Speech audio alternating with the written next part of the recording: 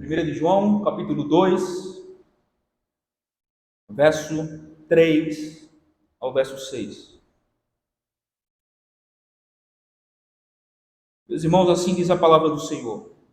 Ora, sabemos que o temos conhecido por isto, se guardamos os seus mandamentos. Aquele que diz, eu o conheço, e não guarda os seus mandamentos, é mentiroso, e nele não está a verdade. Aquele, entretanto, que guarda a sua palavra, nele, verdadeiramente, tem sido aperfeiçoado o amor de Deus. Nisto sabemos que estamos nele. Aquele que diz que permanece nele, esse deve também andar assim como ele andou. Irmãos, título do nosso sermão: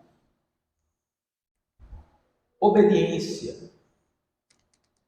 Um efeito moral naqueles que conhecem a Deus. Repetindo, título do sermão: obediência. Um efeito moral naqueles que conhecem a Deus. Semana passada nós fizemos a exposição e pensamos um pouco juntos, do versículo 1 e 2 do capítulo 2. E nós vimos, em contrapartida da ideia dos falsos profetas, João ensinando, mostrando e instruindo os destinatários dessa carta a como eles deveriam se relacionar com o pecado. Então ele mostra a vontade de Deus, que é que eles não pecassem, não vivessem uma vida santa, à semelhança de Cristo. Uma vida pura, como Deus é puro. Ele mostra logo em seguida a possibilidade do pecado. E o restinho do versículo 1, entrando para o versículo 2, ele vai mostrar o modo como os crentes devem ou deveriam se relacionar com o pecado. Confessando, porque em Cristo há garantia de perdão. Esse foi basicamente o resumo do sermão do domingo passado. Confessando como é que o cristão lida com o pecado, ele reconhece as suas fraquezas, ele confessa os seus pecados, porque ele tem garantia, uma esperança garantida, conquistada para ele por Jesus Cristo. O advogado que é justo e que foi a propiciação, o sacrifício pelo pecado do seu povo. Por isso ele tem a garantia e a esperança e não precisa entrar em desespero quando um cristão peca. Ele precisa arrepender-se, ir diante de Deus, confessar o seu pecado e certamente ele terá a garantia, a certeza que o seu pecado foi e será sempre perdoado quando ele assim fizer. Arrependimento e confissão, não por ele mesmo, mas por aquilo que Cristo conquistou para ele naquela cruz. Então, o resto do texto agora, do parágrafo, vamos dizer assim, que é do 3 ao 6, o apóstolo João, ele agora vai mostrar, ou vai apresentar um teste daqueles que verdadeiramente conhecem a Deus, daqueles que verdadeiramente são salvos, daqueles que verdadeiramente estão em uma comunhão sincera e verdadeira com Deus por intermédio de Jesus Cristo, o seu Filho. E que teste é esse que ele vai apresentar? Um teste moral. Como eu sei? Esse é um dos primeiros testes da carta. Ao longo de toda a carta ele vai desenvolvendo basicamente 3 testes. É um teste moral, é um teste doutrinário e um teste relacional. Esses são os 3 pilares dessa carta. São 3 testes que o apóstolo João vai desenvolver ao longo de toda a carta. Um teste moral, um teste relacional, coletivo, o modo como eu me relaciono com meus irmãos, com o próximo, e um teste doutrinário. Isso ele introduz em todo o capítulo 1, e agora ele vai desenvolvendo do capítulo 2 em diante esses testes. Então aqui no capítulo 2, versículo 3 ao 6, ele começa a apresentar aqui um teste moral, como sendo uma evidência de uma pessoa que verdadeiramente conhece a Deus. E nós iremos ver aqui, mais para frente, que conhecer nesse texto é um sinônimo de salvação. Aqueles que foram salvos, eles viverão assim. As suas vidas irão evidenciar isso. E o que é isso? Obediência aos mandamentos do Senhor. Então vamos seguir. Versículo 3. O apóstolo João, irmãos, vai mostrar que o verdadeiro conhecimento de Deus é evidenciado pela obediência aos seus mandamentos. E o que é que o apóstolo João tem em mente aqui? Combater as falsas doutrinas do falso mestre, que pelo fato de serem adeptos de uma filosofia grega dualista, eles afirmavam e pensavam e acreditavam e pregavam, e que se eu estou em comunhão com Deus, nada que eu faço na minha carne, no meu externo, interfere na minha relação com Deus. Por conta daquela ideia filosófica dualista, tudo que a matéria é má e tudo que é bom é espírito. Então, se o corpo é material, nada que eu faço dele interfere na minha relação com Deus, no meu relacionamento com Deus. João vai dizer não. E agora começa a mostrar aqui um teste moral de que aquele que verdadeiramente conhece a Deus, está em comunhão com Deus, foi salvo pela sua graça, por meio da fé naquele que é verdadeiro homem, verdadeiro Deus, Cristo. O efeito disso é que ele viverá em obediência aos mandamentos de Deus. Não viverá uma vida imoral, desregrada. Então, o primeiro ponto aqui, versículo 3, o verdadeiro conhecimento de Deus é evidenciado pela obediência aos seus mandamentos. Versículo 3. Ora, sabemos que o temos conhecido por isto, se guardamos os seus mandamentos. Muito claro, né? Como é que eu sei que eu conheci a Deus? Se eu guardo os seus mandamentos. Irmãos, a obediência aos mandamentos do Senhor nunca foi a causa do nosso conhecimento de Deus, mas sempre o efeito e a evidência da nossa união com Ele por meio do seu Filho, Jesus Cristo. Nesses versos, o apóstolo João deixa isso muito claro, irmãos. Depois que ele mostra nos versículos anteriores qual a vontade de Deus para o cristão e o modo de como o cristão lida com o pecado, caso ele o cometa, mostrando a garantia do perdão que há em Cristo, ele agora aponta para uma evidência, um efeito na vida daqueles que têm o verdadeiro conhecimento de Deus, uma verdadeira relação íntima com Ele, mostrando que o verdadeiro conhecimento de Deus é evidenciado pela obediência aos seus mandamentos. Então ele diz o seguinte: ora, sabemos que o temos conhecido por isto. Irmãos, o apóstolo João, ele constata uma realidade presente como consequência de uma experiência pessoal no passado que se evidencia, se mostra pela obediência moral neste momento. Ele está constatando uma realidade presente na nossa vida, que é o efeito, a consequência de uma relação pessoal do passado, uma experiência pessoal que eu tive no passado com Deus por meio de Cristo, conversão, salvação, um estado de comunhão com Ele, de relação íntima, e que é evidenciado pela obediência aqui no momento, no presente, obediência moral aos seus mandamentos. Quando nós vamos ver o verbo saber, que aparece aí, né? Sabemos, está no presente do indicativo, o que mostra uma realidade presente, um estado agora, presente no meu relacionamento com Deus. E a palavra conhecido, do verbo a conhecer, aponta não para um relacionamento, não para um conhecimento informativo sobre uma pessoa. Essa palavra aqui é muito importante para a gente entender ela, irmãos. Ora, sabemos que o temos conhecido. Essa palavra aqui, ela não aponta para um conhecimento informativo sobre uma pessoa, mas um conhecimento fundado na experiência pessoal, íntima com esta pessoa. É diferente. Se eu perguntar a vocês aqui, vocês sabem quem são Bolsonaro? Quem é Bolsonaro? Todo mundo vai dizer, eu sei quem é. Mas se eu mudar a pergunta e mudar o verbo, de saber para conhecer, vocês conhecem quem é Bolsonaro? Vocês não acertam se dizer que vocês conhecem ele. E saber de respeito a ter um punhado de informações sobre determinada pessoa. Mas conhecer aponta para uma realidade de uma relação íntima, pessoal.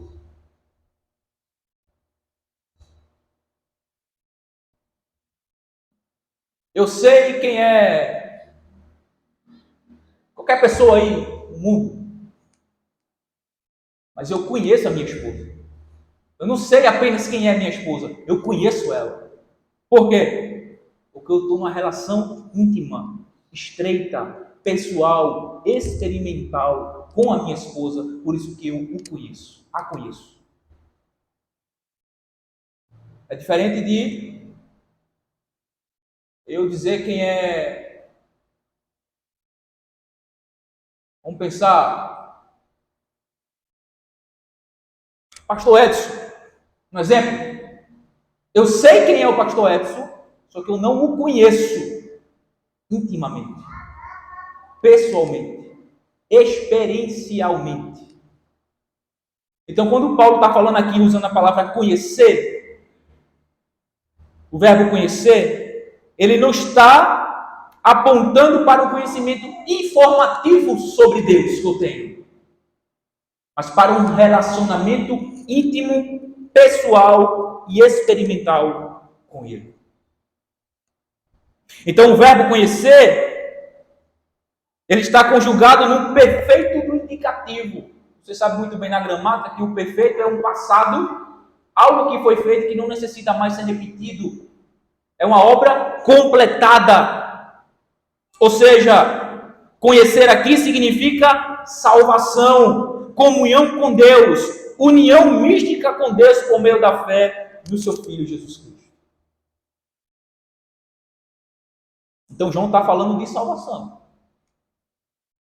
Nós sabemos que somos salvos, que estamos em uma estreita relação íntima, pessoal e experimental com Deus. Nós sabemos que o conhecemos, nós sabemos que estamos em comunhão verdadeira e sincera com Ele por meio da fé de Jesus Cristo. Como? No final do versículo 3 ele diz: se guardamos os seus mandamentos. Como saber hoje se quando eu expressei e professei fé em Deus por meio de Cristo foi verdadeiro? Como eu sei, como você sabe hoje, no presente momento, que aquela profissão de fé, no passado, a sua expressão de confissão, de declaração de fé em Deus por meio de Cristo foi verdadeiro? Como é que você sabe hoje? O texto vai dizer: se guardamos os seus mandamentos. Se guardamos os seus mandamentos. Irmãos, a palavra guardar significa obedecer, observar, cumprir um dever atentamente, vigilantemente. Os mandamentos de respeito à lei moral de Deus e a todo o conjunto de ordenanças que deve moldar a nossa conduta moral e ética. Portanto, e o que o apóstolo João está dizendo é o seguinte, irmãos: é que o verdadeiro conhecimento de Deus, a verdadeira comunhão com Deus, a prova que você foi verdadeiramente salvo quando você confessou a Cristo, é evidenciado pela obediência aos mandamentos do Senhor que você afirma conhecer.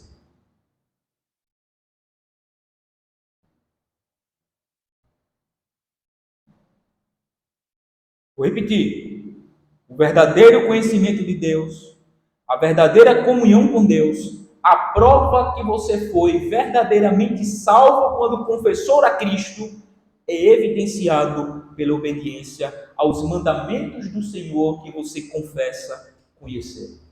Você afirma que o conhece.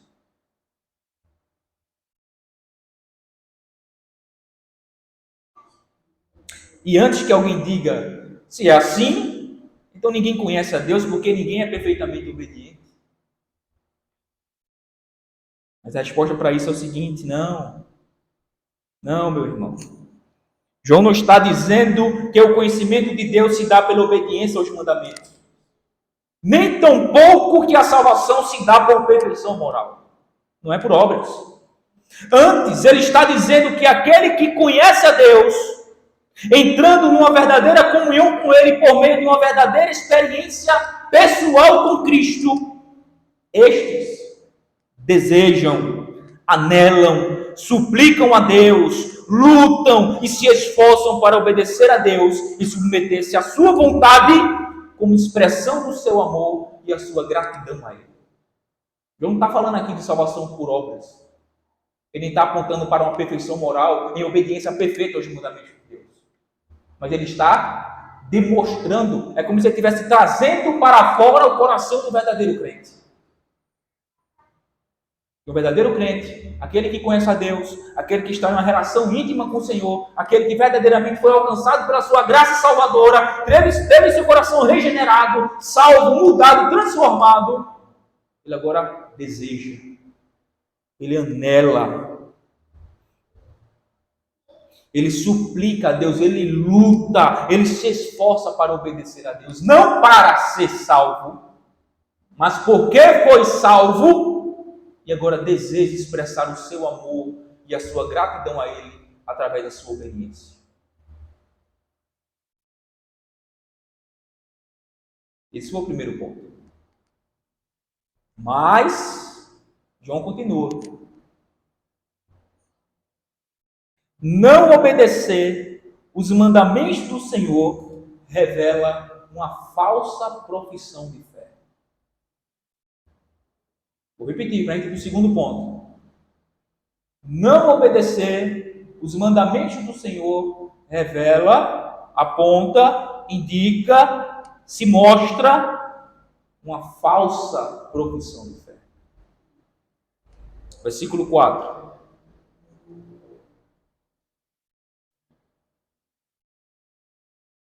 Aquele que diz, eu o conheço, e não guarda os seus mandamentos, é mentiroso, e nele não está a verdade. Mais claro do que isso, fica até com medo, às vezes, de tentar explicar um verso desse, para não tirar o seu sentido, que é tão claro. Aquele que diz, eu o conheço, e não guarda os seus mandamentos, é mentiroso. E nele não está a verdade. Veja o contraste que ele está fazendo, né? Do versículo 3 para o versículo 4. Ora, sabemos que temos conhecido a Deus se guardamos os seus mandamentos. Mas, aquele que diz, eu o conheço e não guardo os seus mandamentos, é mentiroso. E nele não está a verdade. Pano de fundo histórico, os gnósticos, que afirmavam conhecer a Deus, afirmavam ter comunhão com Ele, mas vivia vida imorais. Irmãos, João está falando nesse texto que as palavras de um homem, as afirmações de um homem no que diz respeito ao conhecimento de Deus, devem ser provadas, confirmadas, autenticadas por suas obras. Isto é, por sua conduta, seu modo de viver, uma vida ajustada, moldada com os mandamentos e ensinos daquele que ele professa conhecer. Se a pessoa vive em deliberada desobediência aos mandamentos de Deus, sua alegação de que veio a conhecer a Deus é uma mentira. Porque a sua conduta contradiz a sua profissão de fé e prova que ela é falsa. Sua conduta contradiz a sua profissão de fé e assim é provado que a sua confissão é falsa. É o que esse verso 4 ensina. Irmãos, a verdadeira obediência aos mandamentos de Deus depende de um verdadeiro conhecimento do Deus dos mandamentos. Percebe a ordem? A verdadeira obediência aos mandamentos de Deus depende de um verdadeiro conhecimento do Deus dos mandamentos. Primeiro conversão, depois obediência. E essa obediência se mostra verdadeira. Porque nenhuma obediência legalista e externa, mas brota de um coração regenerado e habitado pelo Espírito Santo. Com novas afeições, com novos desejos e com anelo de agradar aquele que o salvou. Você só obedece a Deus verdadeiramente se estiver unido a Ele por meio da fé naquele que é verdadeiro Deus e verdadeiro homem, seu Filho Jesus Cristo. Caso contrário, meu caro, você será um ímpio, um idólatra, um adorador de falsos deuses que normalmente é mais parecido com você mesmo do que com o Deus que é revelado nas Escrituras. Você será como os impuros que Paulo descreve a Tito, que professam que conhecem a Deus, mas o negam com as suas obras, como diz Tito 1, 15 e 16. E na melhor das hipóteses, se você não está unido a Deus por meio da fé em seu Filho Jesus Cristo, você não passa de um moralista religioso, desprovido de um coração convertido e da verdadeira comunhão com o Pai e com o Filho. Como os fariseus, contra quem Jesus protestava constantemente, dizendo: esse povo me honra com os lábios, mas o seu coração está bem longe de mim.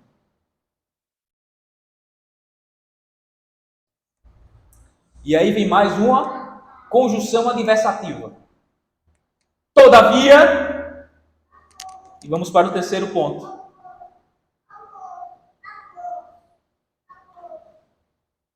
Obedecer os mandamentos do Senhor é o indicativo do amor a Deus. Versículo 5. Aquele, entretanto, que guarda a sua palavra, nele verdadeiramente tem sido aperfeiçoado o amor de Deus. Irmão, nesse texto o apóstolo João está dizendo que aquele que verdadeiramente ama a Deus, aquele que verdadeiramente ama a Deus, demonstra o seu amor obedecendo os mandamentos do Senhor. Não é um sentimento subjetivo apenas, mas uma verdadeira afeição por Deus, que é o resultado de um coração regenerado e que se evidencia, se demonstra através das minhas ações, da minha conduta, da minha obediência aos mandamentos do Senhor. Não é um amor de palavras, mas de fato e de verdade, de ações. Quer ver como isso fica muito claro? João,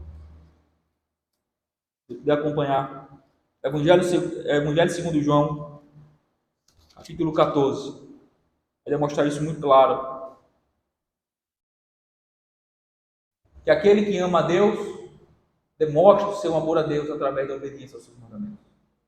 João 14, 15, olha o que Jesus diz: se me amais, guardarei os meus mandamentos. Qual é a ordem aqui? O que me conduz a guardar os mandamentos do Senhor é o amor que eu tenho a Ele. E este amor que eu tenho a Ele é demonstrado através da minha obediência aos seus mandamentos. Porque Jesus diz: se me amais, guardareis os meus mandamentos. Agora, mais para frente um pouquinho, veja o verso 21, do mesmo capítulo 14 de João. Verso 21. Aquele que tem os meus mandamentos e os guarda, esse é o que me ama. Aquele que tem os meus mandamentos e os guarda e os obedecem, este é o que me ama. Percebe a ordem? A obediência provém do coração transformado, um coração que ama a Deus. Não é a mera externalidade de algumas ações desprovida de um coração convertido, de uma aparência externa, mas brota de um coração transformado, porque aquele que tem os meus mandamentos e os guarda, esse é o que me ama. Verso 23, mais para frente um pouquinho. Respondeu Jesus: se alguém me ama, guardará a minha palavra. Se alguém me ama, guardará a minha palavra, me obedecerá. Verso 24. Quem não me ama, não guarda as minhas palavras. Em outras palavras, não obedece os meus mandamentos. Não tem prazer na minha lei. Não se regozija nela. Antes, é muito pesaroso. É muito difícil. Não me traz alegria. E quando faço, a maioria das vezes é apenas para expressar diante dos homens uma suposta religiosidade que eu tenho, ou para receber aplausos, como os fariseus eram craques nisso. Craques, os fariseus.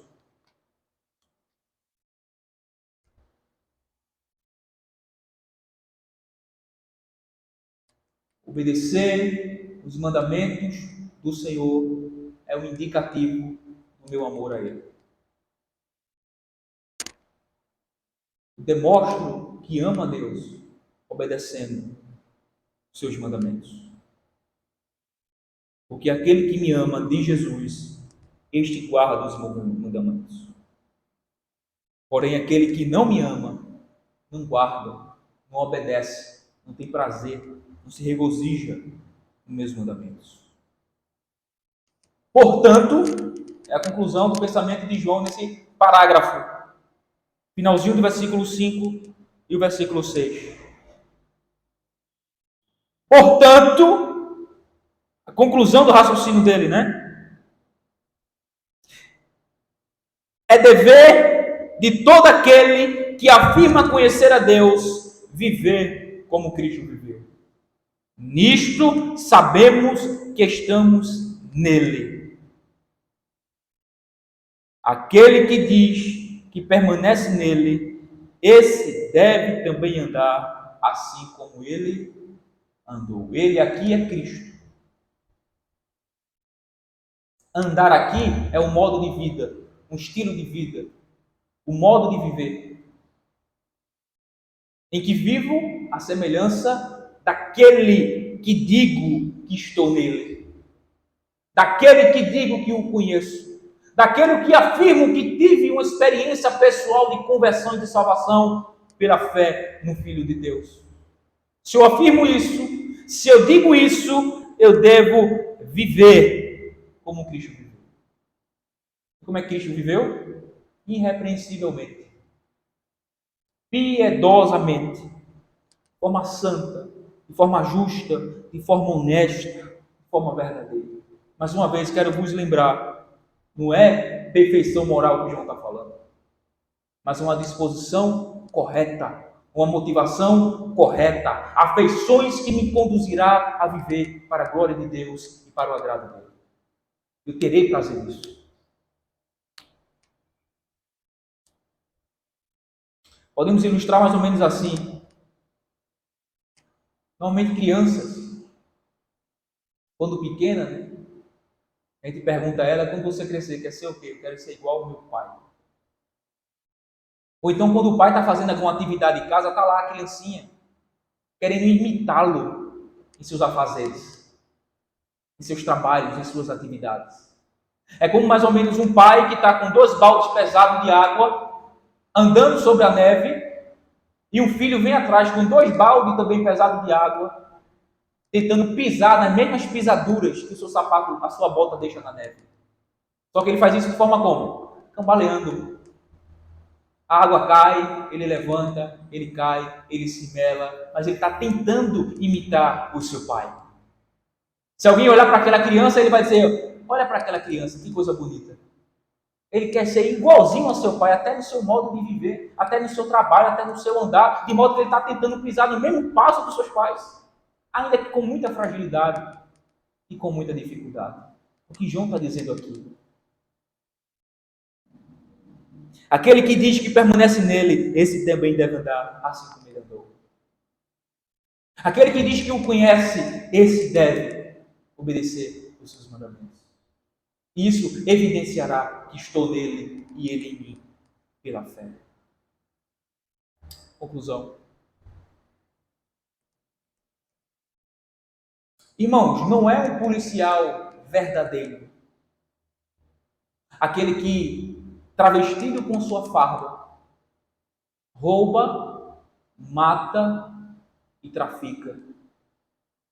Porque a sua farda lhe possibilita camuflar a sua impiedade e os seus crimes. Eu posso vos dizer que eu conheço alguns policiais que são assim. E verdadeiramente, eu não posso considerá-los como os policiais de fato, mas sim como criminosos travestidos de policiais. Porque se esconde por trás da sua farda, da sua função, do seu ofício, para praticar toda sorte de criminalidade. Eles matam como bandidos matam, assassinam. Eles traficam como bandidos traficam. Eles roubam como os bandidos roubam. Mas não vive de acordo com a lei que ele deveria viver. Com a justiça. Certamente nós não poderemos considerar tais policiais verdadeiramente policiais, mas sim como criminosos. Eu não posso considerar um crente, um cristão, professo, verdadeiramente crente, se ele não anda de acordo com o mandamento do seu Senhor. Se ele se vale da sua profissão, do seu estágio de membro de uma igreja local, para camuflar as suas impiedades e as suas perversidades, a sua falta de temor a Deus e viver do modo que bem acha que deve viver, completamente descompromissados com a vida de Deus. Eu não posso considerá-los de fato como um cristão verdadeiro. É o que João está dizendo aqui. É o que esse texto nos ensina. Pessoas que professam fé em Cristo, muitos deles são membros de igreja, mas vivem completamente desordenados. As suas vidas não traem evidência de verdadeiras conversões, porque eles sequer têm o prazer de andar na lei do Senhor, de obedecer ao Senhor que ele professa conhecer e crer e estar em comunhão com ele, como esses falsos profetas estavam ensinando, pregando e afirmando que conhecia Deus, que tinha comunhão com Deus, mas as suas vidas eram completamente imorais. Não havia temor de Deus diante dos seus olhos. E isso é a realidade triste de muitos ditos cristãos na igreja.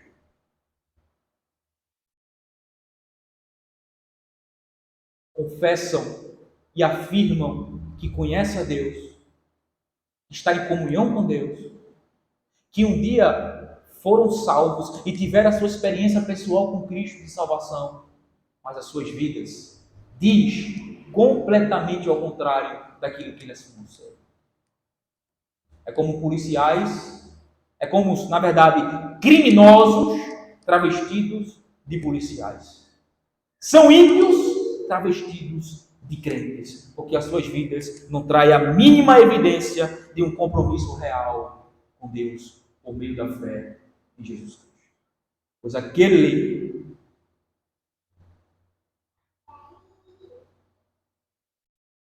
que diz que está nele, esse deve viver, andar assim como ele viveu e andou. Porque aquele que diz que está nele, que o conhece, que é salvo, este deve ser evidenciado, essa afirmação, pela sua obediência moral aos mandamentos do Senhor. O seu modo de viver, a sua conduta, o seu jeito de ser. Suas palavras, nas suas ações, nas suas atividades, no seu trabalho, na sua casa, em todos os cantos, em todos os lugares, é evidenciado por um temor a Deus e um esforço santo de obedecer ao Senhor que o salvou. Caso contrário, você está apenas se enganando. Você está apenas iludido pelo seu próprio coração ímpio e perverso. Pois a obediência é um efeito moral na vida daqueles que verdadeiramente conhecem Deus. Amém.